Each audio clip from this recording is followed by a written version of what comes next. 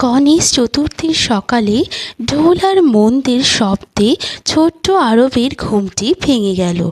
তার পরিবার সুন্দর করে সাজানো একটি গণেশের মূর্তিকে বাড়িতে নিয়ে এলো পুজো করার জন্য।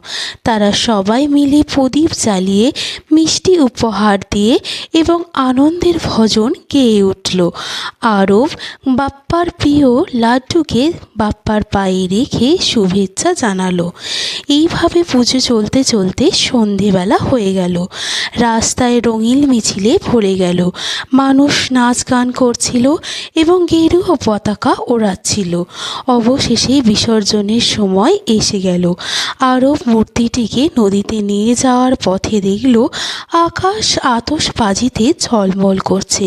সে দুঃখিত হলো খুব এবং মনে মনে হাসল, গণপতি বাপ্পা, তুমি পরের বছর আবার এসো আমার বাড়িতে। এই বলে সে মূর্তিটিকে বিসর্জন দিল।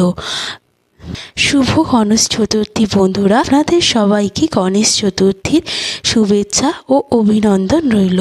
গণপতি বাপ্পা মোরিয়া।